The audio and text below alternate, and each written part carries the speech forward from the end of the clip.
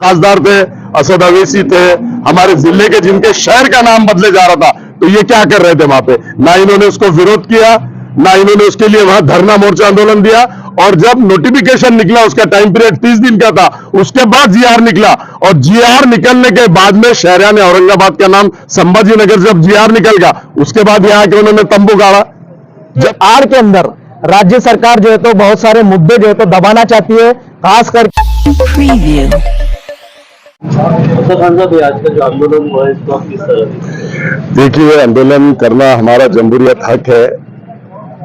शहरिया ने औरंगाबाद का जो नाम संभाजी नगर, हमारे स्टेट के गवर्नमेंट ने, सेंट्रल गवर्नमेंट ने जो नोटिफिकेशन निकाला था, उसके बाद जीआर निकाल के हमारे शहर का नाम संभाजी नगर किया, उसके विरोध में कोर्ट के अंदर लड़ाई जारी है। और आज एसडीपीआई की जानिब से जो धरना यहाँ रखा गया, कलीम, मोहसिन, उनके सारे टीम, सारी पदाधिकारी को मैं मेरी जानिब से मुबारकबाद देता हूं, क्योंकि ये हमारा जमहूरियत हक है। हमको सरकार से मांग करने का, सरकार के खिलाफ आवाज उठाने का, सरकार के खिलाफ बोलने का पूरा अधिकार भारत रत्न डॉक्टर बाबा साहब अम्बेडकर ने संविधान में हमको दिया है। और हम औरंगाबाद शहर के लिए, मुस्लिम आरक्षण के लिए, हम जो भी अगर धरना मोर्चा आंदोलन करता है हम उसके साथ है। और औरंगाबाद शहर के नाम के लिए हम 95 से, जब हम पहली बार शहरिया ने औरंगाबाद में चुनकर आए थे, सबसे पहले कारपोरेशन में जब इसका प्रस्ताव आया था, हमने उसको विरोध किया। विरोध करने के बाद में एक नारा दिया था, जब तक सूरज चांद रहेगा औरंगाबाद तेरा नाम रहेगा। उसके बाद में हमने सबने मिलकर पिटीशन हाई कोर्ट में डाला, उसके बाद में सुप्रीम कोर्ट में जाके अल्लाह के फजल करम से स्टे मिल गया था, और आज तक वो स्टे कायम था। लेकिन कांग्रेस हुकूमत आने के बाद में वो स्टे जो था, हमारा पिटीशन वापस लिया। और अब सेना और बीजेपी की जो सरकार आई थी, इन्होंने फिर से कैबिनेट में लेके इसको मंजूरी दिया, और मंजूरी देने के बाद में ये सेंटर में गया। और सेंटर से जब जीआर निकल रहा था, और उसका पहले नोटिफिकेशन निकलता है, एक उसका टाइम पीरियड होता है 30 दिन का, तो हमारे सेंटर में जो हमारे मुस्लिम खासदार थे, असद अवैसी थे, हमारे जिले के जिनके शहर का नाम बदले जा रहा था, तो ये क्या कर रहे थे वहां पे? ना इन्होंने उसको विरोध किया, ना इन्होंने उसके लिए वहां धरना मोर्चा आंदोलन दिया। और जब नोटिफिकेशन निकला, उसका टाइम पीरियड 30 दिन का था, उसके बाद जीआर निकला, और जीआर निकलने के बाद में शहरिया ने औरंगाबाद का नाम संभाजी नगर, जब जीआर निकल गया उसके बाद यहाँ के उन्होंने तंबू गाड़ा।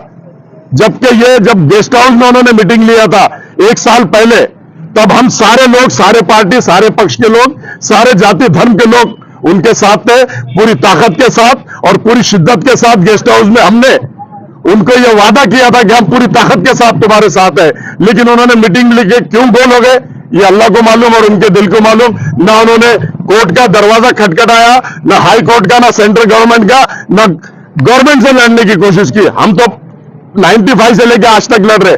और मैं एसडीपीआई के सभी लोगों को, कलीम को, मोहसिन को, उनके जितने भी लेडीज पदाधिकारी है सारे, उनको सबको दिली मुबारकबाद देता हूं।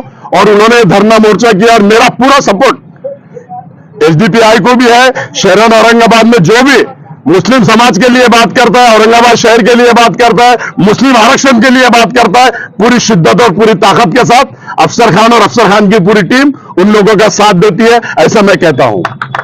आपका आंदोलन कैसा रहा और आपको किन किन लोगों का सपोर्ट? आज का आंदोलन हमारा बहुत कामयाब हद तक जो है तो जा रहा है। इसमें हमारे शहर के बड़े जिम्मेदार लोगों ने भी खुसूसी शिरकत की है, खास करके आपके सामने जो है तो अफसर खान साहब हमारे बीच में है अभी, और हमारे खालिद साहब भी है।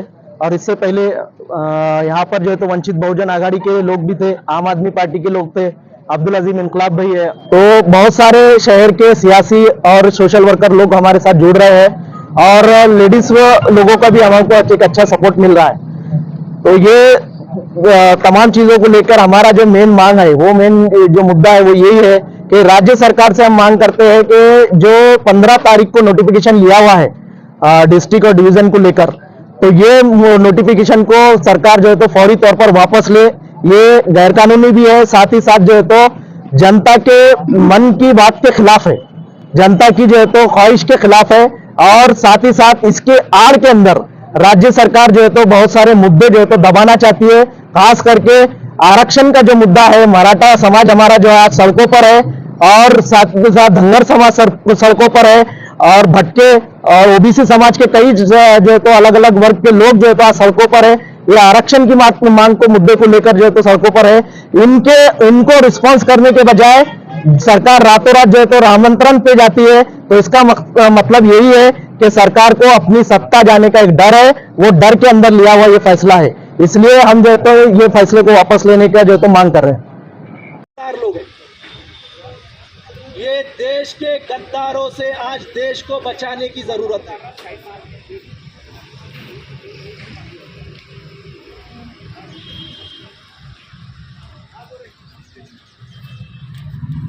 हमारे बीच में हमारे सीनियर लीडर औरंगाबाद के मशहूर और मारूफ हमारे सीनियर लीडर जनाब अफसर खान साहब हमारे बीच में मौजूद है। ज़ोरदार तालियों के साथ उनका इस्तकबाल किया जाए। औरंगाबाद के नाम को बचाने के खातिर हमारे अफसर खान साहब डायनामिक लीडर। सत्ता के लोग जो जनता को धोखा दे रहे हैं, वो धोखे से बचाने के लिए आज हमको इस मुद्दे के लिए लड़ना है। ये लड़कर अगर हम न्याय लेंगे तो वो न्याय के अंदर हमको जो है तो वो सहूलतें देने के अंदर भी मजबूर हो जाएंगे। घाटी के अंदर जो लोग मारे गए हैं, जो सुविधा नहीं होने की वजह से, वो सुविधा आज तक नहीं है, आगे भी सालों नहीं हो सकती। क्यों? क्योंकि ये सरकार जो सत्ता में बैठे हुए जो लोग हैं, चाहे आज विपक्ष में भी ताकतवर लोग क्यों ना हो, ये जनता के लिए आज ईमानदार लोग नहीं। ये जनता को सिर्फ धोखा देना जानते हैं, जनता को सिर्फ जो है तो बेवकूफ़ बनाना चाहते हैं, उनको जो है तो अलग अलग मुद्दों के अंदर हिंदू मुस्लिम करके जो है तो उलझाना चाहते हैं। इसलिए हमको जो है तो ये मुद्दे, जिस मुद्दे से वो लोग जनता को धोखा दे रहे हैं, जिस मुद्दे को लेकर वो जनता के बीच में, हिंदू मुस्लिम के बीच में नफरत डाल रहे हैं, जिस मुद्दे को लेकर वो जो है तो पूरे महाराष्ट्र राज्य के अंदर मुस्लिम समाज को निशाना बना रहे हैं, जिस मुद्दे को लेकर मुस्लिम समाज को बदनाम करने की कोशिश की जा रही है, वो मुद्दे के अंदर, वो मुद्दे को पकड़कर हम जनता के बीच में जाएंगे और जनता के सामने जाकर इन्हों जो बदमाशियां कर रहे हैं, जो झूठा इतिहास बता रहे हैं, जो झूठ को जो तो चला रहे हैं, वो झूठ को हम जो है तो जनता के बीच में बेनकाब करके इनके कुर्सियों को ढीले करेंगे इंशाअल्लाह। तो आज हमको लोग और एक सवाल ये करते हैं कि भाई 15 तारीख को राज्य सरकार की तरफ से नोटिफिकेशन आया था, आप इतने लेट क्यों हुए? और हमको जो है तो जागरूक होने की जरूरत है और बेदार होने की जरूरत है।